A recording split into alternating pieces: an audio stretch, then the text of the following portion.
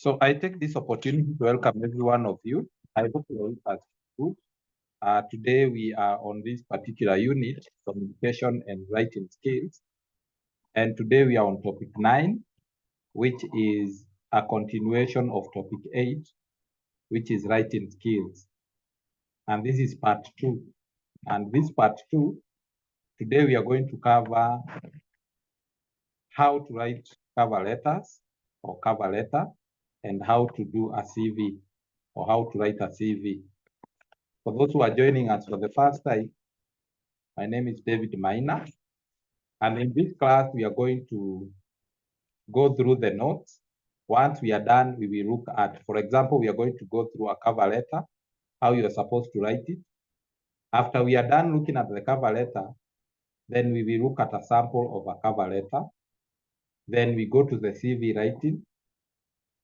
After looking at the CV writing and the elements of a CV writing, then we will go into an example or a sample of a CV writing, of a CV, and then we will call it a day. So then, I think last week we looked at letters, but now today we are going to look at them in details. So we are saying that in an age of, even in an age of electronic communication, there is still a place for traditional letters, and they are used for formal occasions. And the correspondence may be displayed when a signature on a paper is a legal requirement, or when the recipient prefers to have a paper version.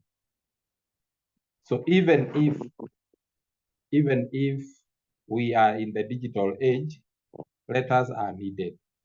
We need to write letters, and when we write letters, we can be able to put a signature there. Even if they are what we call electronic signature, somebody can steal your electronic signature and write a letter and put an electronic signature of your electronic signature on that particular letter. But with what we call hard copies, it is very difficult for someone to steal your signature. So therefore, letters are very important because they can be kept for future reference in a file, and also they are more authentic as opposed to digital letters. And of course, when you think of something like hacking, someone can even hack into your email and steal your electronic signature if at all you have stored it there. Or maybe you had sent a letter somewhere and you appended your electronic signature. They can get that electronic signature. And therefore, hard copy versions are more important than even those electronic ones. So the most common layout for business letters is the block format. And some letters need to contain additional information. And this might include status, e.g. urgent. You can place a letter, and then there is this particular, what we call like a stamp that is stamped on the paper or on the letter, or even on the envelope to show that this letter is urgent or it is confidential. Or attention line, list of recipients receiving copies, a postscript, and a second page header. So some letters may also have headers, or they may be printed on what we call, what do you call them? A header. They are called headers. They are printed on what we call headers. So letters are so many. We have academic recommendation letters. These are the things that we looked at last week. We looked at application letters, appreciation letters. We talked about business letters, business thank you letter, candidate rejection letter, character reference letter. I remember someone asking what is a character reference letter. And we said a character reference letter is a letter that is written by someone who knows you about your character. You are hardworking, honest, those things. This is a person who knows you very well. who is writing a character reference letter, maybe you have gotten you are about to be given an attachment, or you've gotten an attachment somewhere, and the people giving you the attachment needs to know whether you are a good person or the kind of a character they are bringing in the organization. We also have congratulation letters, cover letters, complaint letters, email messages, employee letters, follow-up letters, goodbye letters, and inquiry letters. Inquiry letters, you write them when you are inquiring something from an institution or from someone. Like, for example, you may write an inquiry letter to Zetech University asking them to give you information on, say, for example, a certain course. That one is an inquiry letter. Then apart from that, we said that we are going to look at a cover letter, because cover letter, most of these letters, they follow the same format. They follow the same format. It's only the subject that changes. Like, for example, if I write a cover letter and I write it complaint subject, I write it complaint letter, then it changes its what? Its purpose, and now it becomes what? A complaint letter. So it is the subject that matters a lot. Again, you can have a cover letter and then you change it. You change the subject, application letter, or maybe business letter. And then once you change the subject, you also change the content. So the format is the same, but the content and the subject is the one that is different. So to summarize all these things, we are going to look at how do you write a cover letter.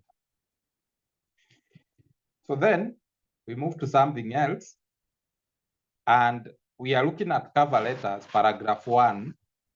In paragraph 1, you give a reason. Why are you writing that letter? So you can say, I am writing to apply for the position of human resource manager at your company, which was advertised on the newspaper on page 15, on the newspaper on page 15 at maybe 01, 012, 012, 2021, the date when it was published. So then in paragraph 1, you need to state clearly what you are applying for. Like, for example, you can say, I am applying for the above position. You have advertised in Highland Sun on the 23rd July 2009. So the above position is where it is on the subject. Maybe you have said on the subject side, part of the letter, you have written, you have said application for a human resource manager's post.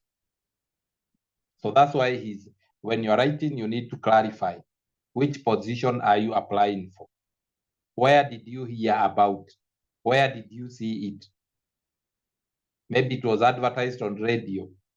So you need to know the specific date and the specific time when it was broadcasted or announced radio. Or even if it is the internet, you got it from the internet. You say which was advertised by JobMag, or at JobMag or on JobMag website. Then paragraph 2, you are showing your interest in the cover letter. Why are you applying for that position? Why are you applying for the position of human resource manager? Why are you applying for a position of public relations officer? Do you have the skills? So you tell us the skills that you have. Tell us why you are applying for that position. Give us in details the skills that you have, the experience that you have. Maybe you have worked in a certain organization as a human resource manager for 5 years. Give us the qualities. What are some of your qualities? Into details, swift in completing duties. Some of them is cross-functional working, and so on and so forth. Give us the qualities to see whether your qualities matches with the qualities that we are looking for as an organization. And your qualification. Your qualification is, I am, maybe for example, a graduate at Zitec University with a diploma in human resource management, or with a degree or with a master's degree in human resource management, so that we can see whether your qualification meets our criteria as an organization. Then what you need to do in paragraph 2, tell us why you are interested in the position and the company. Why do you want to work with us? Because we believe as a company, there are other organizations, many of them, that have the same position. But why do you want to work with us? You need to answer that question. And paragraph 3, what you need to do is to persuade. You are persuading them, you are luring them, you are motivating them. So what you need to do, you are supposed to refer to your resume. Your resume is your CV. And provide more details about the skills, provide more details about the experiences you have to offer. So the CV carries details. It carries a lot of details about you. So the cover letter is just like it's just like a manual. It's just like a summary of what is expected, of what we expect to see in the CV. So the cover letter, it speaks in summary what we expect to see in the CV, so that when this particular employer, this potential employer, looks at your cover letter, he feels like going, and he feels motivated, or she feels motivated to read more, to read your CV more. So in other words, when you write your cover letter poorly, the potential employer will not be motivated to read your CV. You will actually discard it or throw it in the dustbin. So prove or explain why you are suitable for the position in this particular third paragraph. You may give some short examples or refer to previous experiences or positions. Like, for example, if you are looking for a HR manager, tell us that I worked as a HR manager in company XYZ for 5 years. Then I've also worked for as a HR manager in company ABC for 2 years. I've also worked as a HR assistant in company TNT for 2 years. Now you see, when you show us that way, then we can look at our criteria and we can see that this is the best candidate. So if you write your cover letter poorly, the employer will not be enticed to look at your CV, because your cover letter is a summary of what we expect to read in details in the CV. So then we continue. In paragraph 4, state what you believe will occur next. State what you believe will happen next. Also prove that you are keen by stating that you look forward to having an interview. State that you look forward to starting an interview. Sign off with regards. With regards. Kind regards. Followed by your signature and your name. Like, for example, I've given an example here. Please find my resume attached for your further reference. I look forward to having the opportunity to discuss my application further, and I'm available for an interview anytime. Thank you for your time and consideration of my application. Kind regards. Then you sign, James Njoroge. That's how you finish your writing your cover letter. So having said that, I think what we need to do is look at an example of a cover letter. Then we go to what we call the CV. So I'm sharing a cover letter here. So this is a cover letter. You can see I've written it on a Word document. These are simply what we call a sample. This person, his name is John Doe. He has given the details, 123 Maple Street, any town. He has given the box and the number and even the email, john.doe@email.com. He wrote, you need to write the date when you wrote the letter, and then the letter is going to Miss Jane Smith.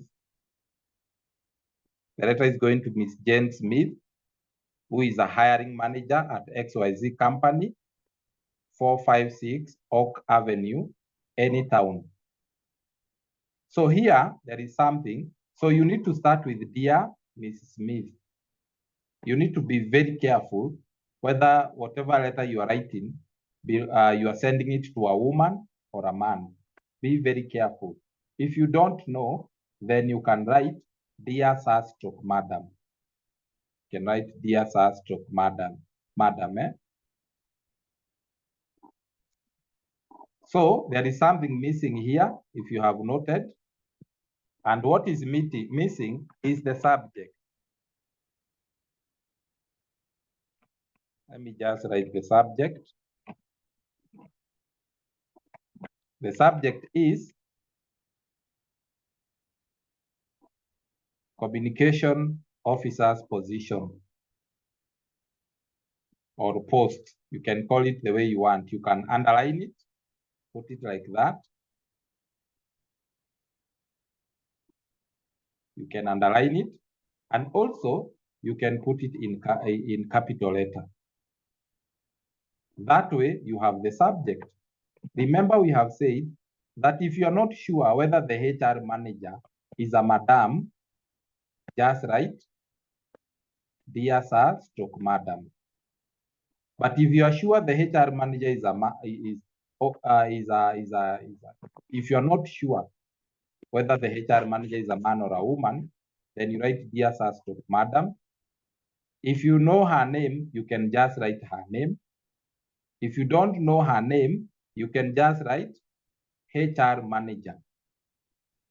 Or you can just leave the name and you let it be to the hiring manager, like that, hiring manager. And then it may look like this, Dear Sir or Madam. For example, if you're writing to a sir, hakuna haja ya kuandika Dear Sir stroke Madam. Just write Dear Sir. If you're writing to a madam, just write Dear Madam. There is no need of you writing Dear Sir stroke Madam, because definitely it is a madam. If you are not sure, then you write Dear Sir stroke Madam. Then you need to have a subject. The subject is the reason why you are writing the letter. It is communication officer's position or application. You can just write an application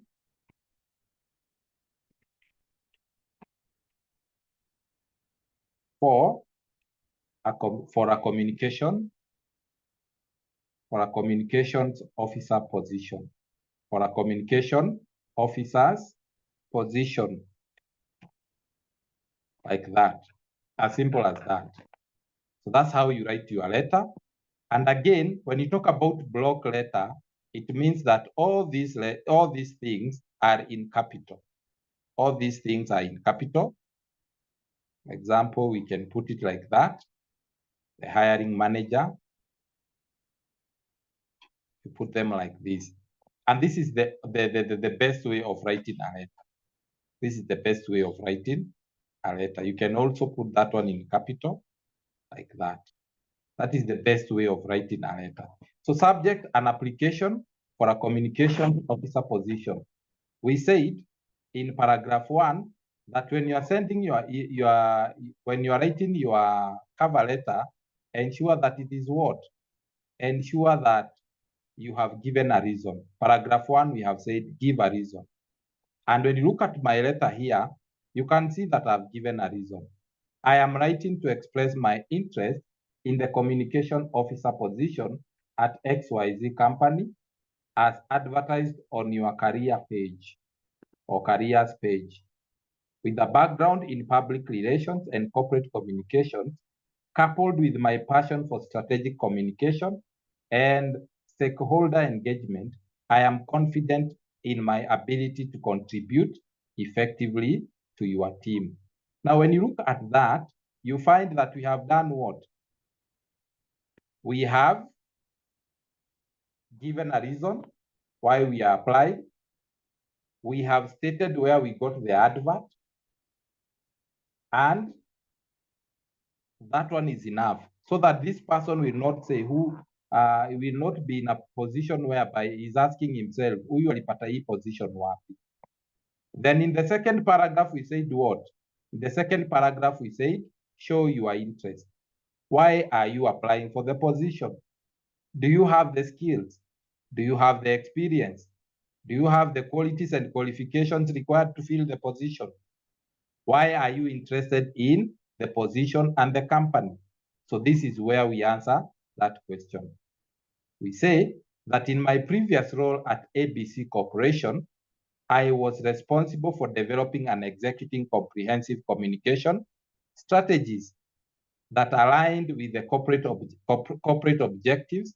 And this included managing media relations, creating content for various platforms, and coordinating internal communications. One of my key achievements was the successful launch of a rebranding campaign that resulted in 30% increase in brand awareness within 6 months.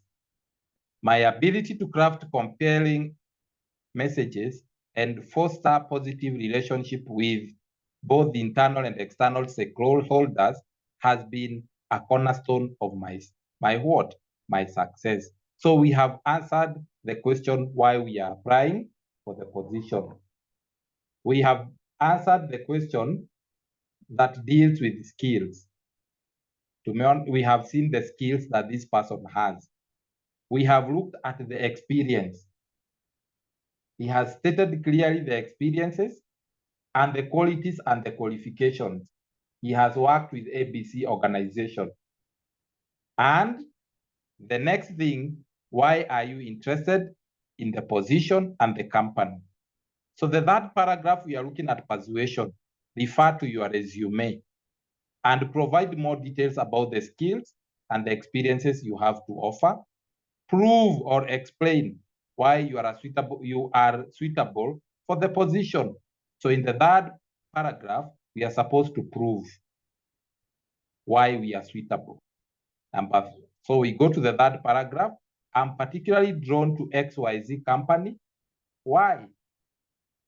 Due to your commitment to innovation and community engagement. I am impressed by your recent initiatives in sustainable business practices and believe that my skills in communication can help amplify these efforts. You see now where we are headed. My experience in managing social media campaigns, organizing corporate events, and handling crisis communication would enable me to effectively contribute to your dynamic team. So here, the person has done what? He has given us, proved to us why they are suitable for the position.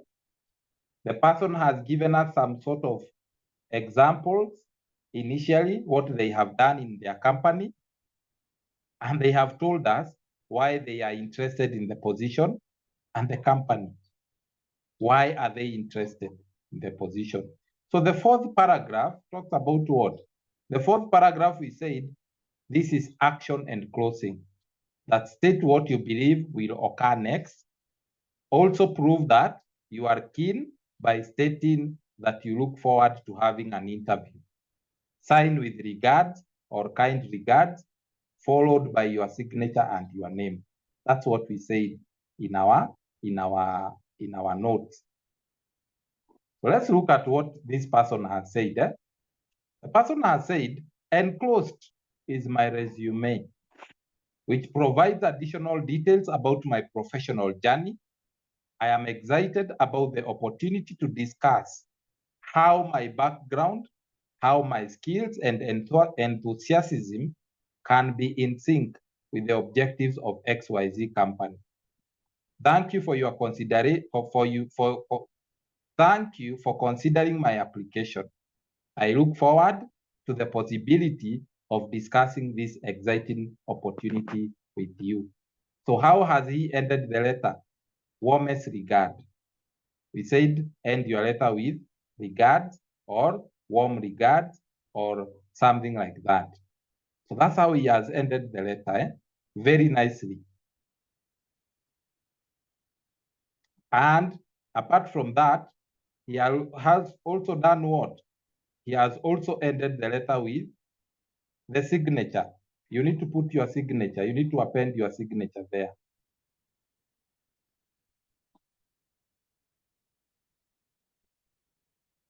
You need to append your signature there. I'm trying to show you. So you need to put your signature there so that at least we can say that you have done your work. Now this letter, warmest regard John Doe, he has signed the letter and he has written his name.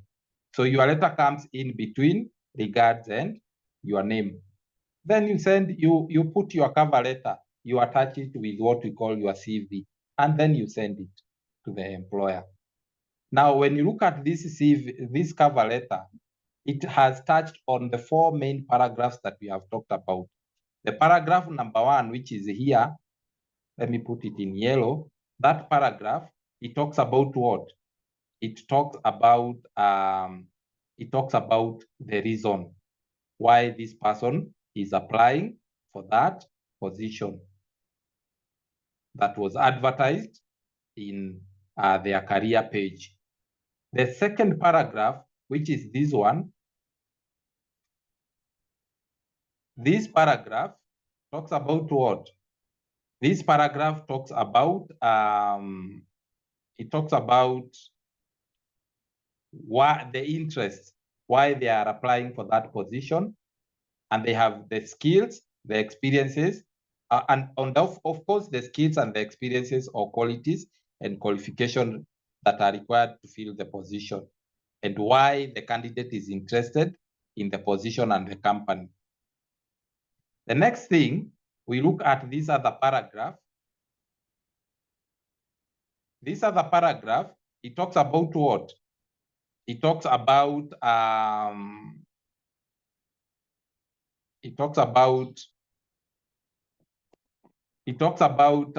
is the third paragraph talks about persuasion. It is persuading the employer. It explains why they are suitable for the position and also gives some experiences and positions that this person was handling where he was. Then the last paragraph, it's about conclusion. It's about conclusion. Now this paragraph talks about what? It talks about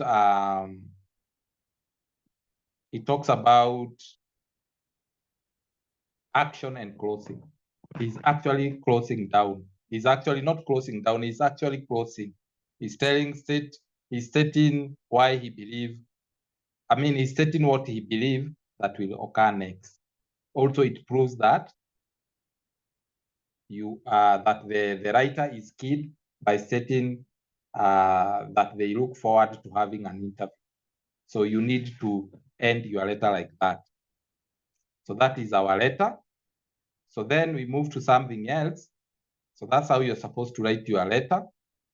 We move to something else, which is what we call the cover letter. Hope you can see my screen.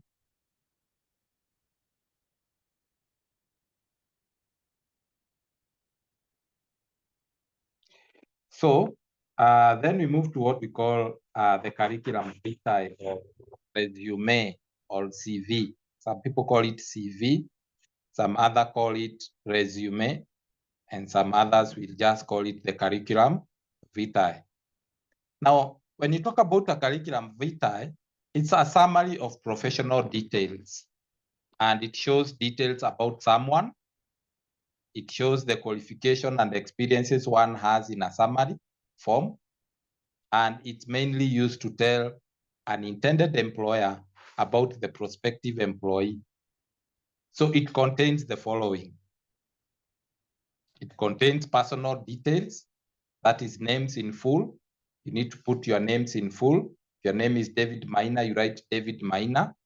You need to put your contact, that is your box numbers, your telephone number, and your email addresses in full. You put your date of birth, when you are born. You put your telephone number, your addresses, and your marital status. Very important. Very important. Marital status is very important. Because the employer, there are some employers, when they're employing you, they would want to know whether you are married or single. Why? Because there are those jobs that belongs to married people, that only a married person can work. Like, for example, they are looking for a counselor, a marriage counselor. As a single person, you cannot be a marriage counselor. They are looking for, maybe, for example, deans of students. You are a single person, you cannot be a dean of student, because a dean of student need to be a person who is mature, who has a family, who has got even teenagers at home. So there are jobs that we require married people, people who have children, and there are those that we require single people. For example, a job that requires for example, we need marketers. We need sales and marketers, people who move from one country to another. We need from one country to another, or from one point to another in town or in the city. We don't need married people to do those jobs. We need, most preferably, we prefer young adults, or the youth who have got energy to move around. So marital status is very important. The age is very important. There are some jobs that requires mature people, and there are jobs that do not require mature people. So these are personal details. Personal details, very important. You need to put them. The next one is education and training. You need to put your education, training, give the education background you have. Put in the institute. For example, if you have been to JKUAT, Jomo Kenyatta University of Agriculture and Technology, just write it, and then the year you graduated, and you graduated with what? Second class upper, or maybe second class lower. Give the grades that you got. If you got a distinction, state it there. If you got a second class upper, a first class upper division, state it there. Then number 3, employment experience. Now that you are applying for a human resource manager or communication expert, what are your experiences? Name the places where you worked. If you worked at XYZ organization, name it, the year and the position you held, and also the responsibilities you took. List them there. Put the responsibilities down, list them. That when I was a HR or a public relations practitioner, I was doing A, B, C, D. List them down. The 4th thing is that you need to put general interests and hobbies. Very important. Mention the hobbies you have beside work. There are some organizations that we look at someone who knows how to play football. So, and don't lie that I am a footballer. Don't say that during my extracurricular activities is reading novels. You may be asked in an interview, how many novels have you read? mention 5. The organization may be requiring someone whose interest is reading or whose interest is traveling. So if you indicate that you like traveling or you are a travel person, which is not, this one is going to be very detrimental to you and to your profession. So mention the hobbies you have beside work. Then number 5, mention or give names of two or more people. Actually, there are 3. Mention or give names of 3 people who can be contacted and give correct information about you. So you need to give their full names. You need to give their contacts, email addresses, telephone numbers, and also the position that they hold. So you'll put box address, phone numbers, their emails, and their what? The position that they hold, where they are. Now that is because maybe the employer would want to clarify some information. They can call these people and ask them questions about you before they employ you. Another thing, when you're putting the referee, don't put your friends. Or you can put your friends, but don't put your relatives.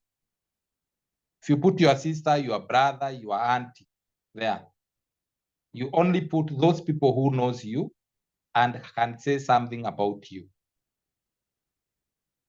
And you give the full details. What else are you supposed to put? No, I think it's not about questions. So then in an exam, someone may ask you, give elements of a CV. One of the elements of a CV is personal details. Another element of a CV is education and training, or you can separate education, then training. It can also be employment experience. We also have another element, employment experience, general interest and hobbies. Sometimes we call them extracurricular activities and hobbies. And also referee. Those are 5 main elements of a CV. In case in an exam someone asks you, mention 5 elements of a CV, you must be able to mention those things. Now, having said that, I think I can share an example of a CV. It's not that perfect, but it gives you a clear picture of how a CV should look like. So this is how a CV should look like. Indicate in capital letter that this is a CV so that someone can see that this is a CV. Someone will not confuse this with another document. So indicate with a capital letter that this is a CV. These are the personal details. Write your name. This is Jasmine Kiliku. He has even written the PO box number, the details. And he has said that this one is Nakuru PO Box 125987 Nakuru. Telephone number, he has indicated the telephone number. This is the writer's telephone number. He has also given an email address that in case of anything, these people can call Jasmine using this number and can even write an email to using Jasmine's email address.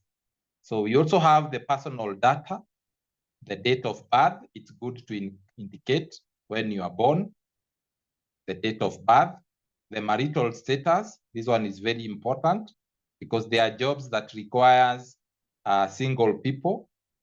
There are jobs that requires married people, and there are jobs that don't, they are not so much into whether you are single, whether you are married, or whether you are single but searching, and so on and so forth. It's also good to indicate your nationality, whether you are a Kenyan, and also the language, because there are some jobs that we require you to speak Spanish. Like if you're looking for a job in Spain, as maybe in Spain, of course, one of the requirements is that you must be able to speak Spanish. There are some jobs that will require you to speak in your mother tongue. It's also good to indicate your mother tongue, especially if you are a journalist and you are applying in a local TV or radio station. Of course, it is good to indicate that even maybe Kikuyu, Luya, or whatever language, you understand it very well. Then from there, the other element of a CV is education and professional qualification. And when you're indicating your education and professional qualification, you start with the latest, the highest level. So if you have a master's degree, you start with the master's degree until the lowest level. If your lowest level was KCSE, you put it down there. So in this professional qualification, this lady called Jasmine, in 2017 to 2019, he underwent what we call, he was underwent this school called the Kenya Industrial Training Institute, Nakuru. And you can see he was given a certificate in design and garment making. And he did an exam, Kenya National Examination Council, and he got a credit. Then from there, in 2011 to 2015, he attended Kenyatta Secondary School in Nakuru, and he got a KCSE certificate, a D plane. Kindly, if you got an E, just indicate it was an E. If you got a C, just indicate it was a C. Avoid the issue of forgery. Yeah?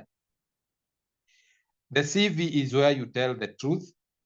In 2015-2016, Kenya National Library Service completed Reach Up program that empowered the youth and the community in the areas of ICT.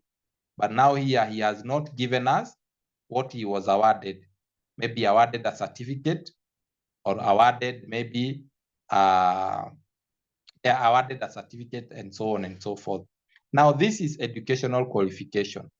If you have a PhD, you will start with a PhD, then go to master's degree. Then from master's degree, you go to the degree. Then from degree, you go to diploma. Then from diploma, you go to certificate. Then from certificate, maybe you go to Kenya KCSE. Then from KCSE, you go to KCPE. You put all your academic qualification in order of the latest and the year and where you went and also what you got at the end, the marks, the certificate, the grade, etc, etc. Then from there, we have career. We go to the career objective. Now his career objective is to be a reputable employer in the field of fashion and design, to be a goal-oriented, result-driven, and analytical individual with high moral standards, and to promote growth of. These are just there to garnish your CV. Things like what we call career objective. What is your objective career-wise? Career profile.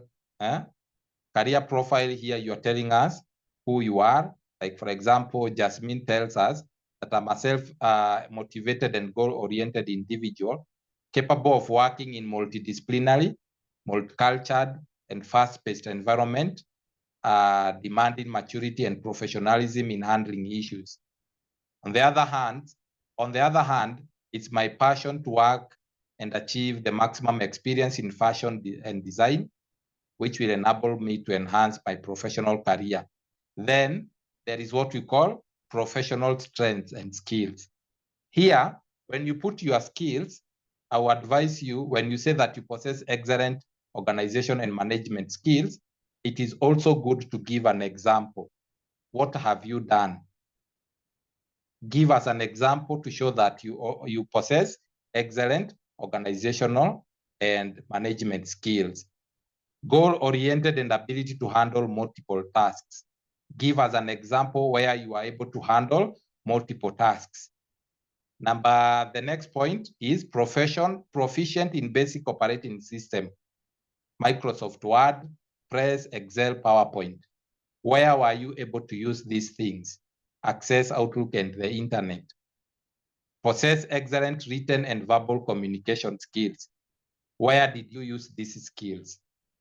It is good to give example so that when the employer is reading your CV, he understands what you're talking about. Because some people, they put the skills, but they are just putting it to fill the CV, to make it voluminous. But when they are asked, can you give us an example of where you used or you are involved in excellent organizational and management skills, ability to maintain good relationship with customers. You can give us an example you can give us a practical example of an occasion where you are in a position to maintain good relationship with the customer. That way, it makes things easy, and the potential employer will not have a lot of questions to ask.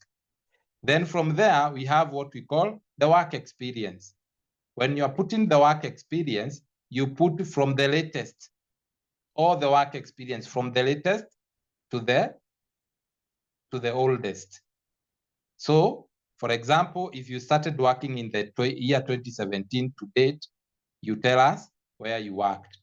For example, Jasmine has worked from the year 2017 to date in Thai fashion and design in Nakuru, and he was a fashion and design assistant. That is the position she held.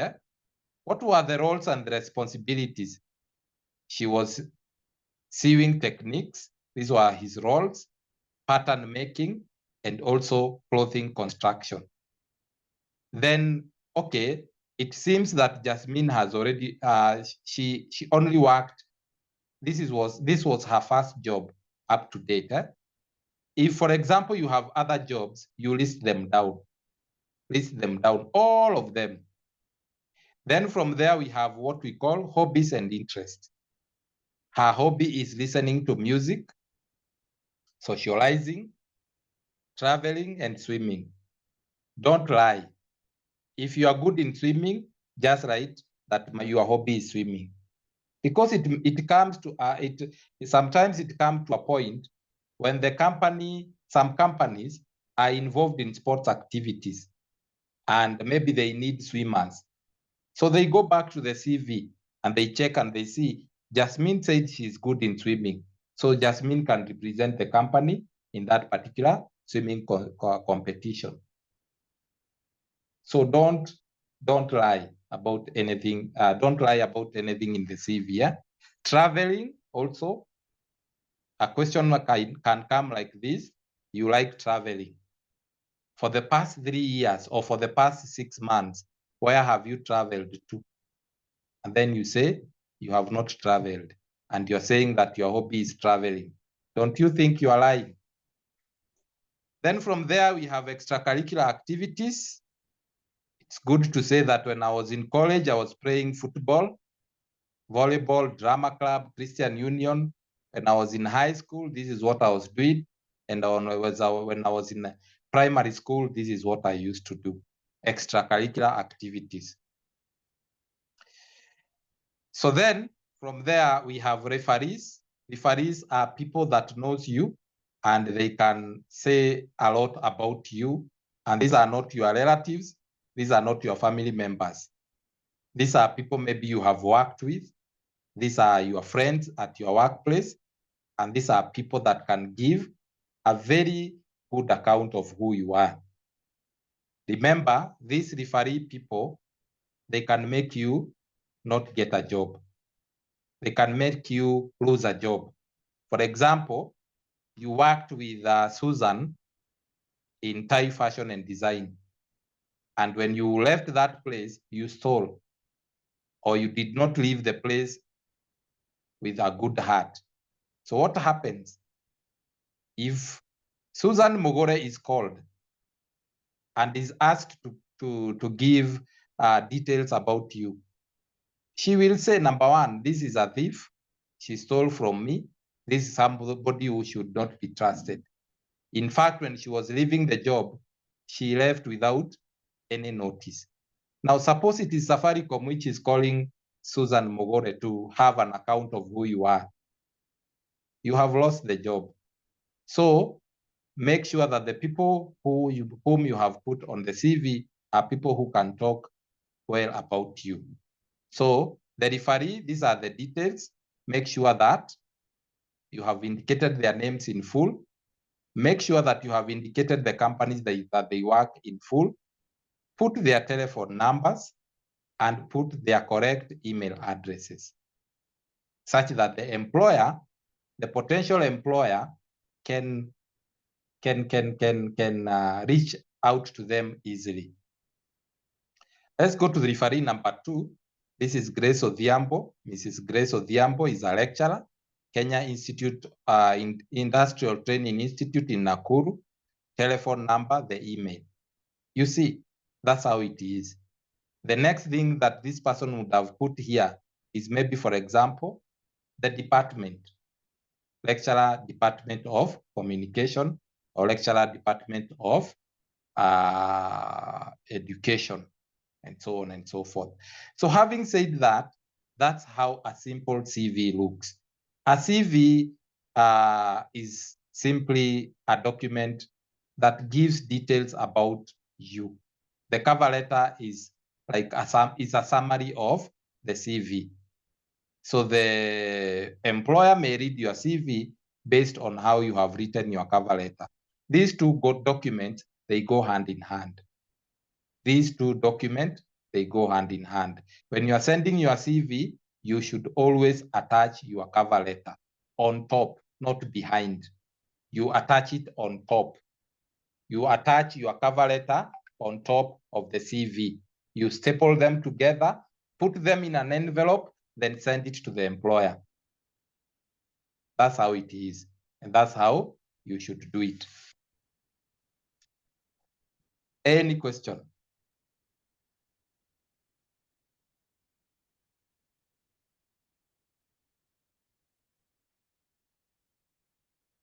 Any question?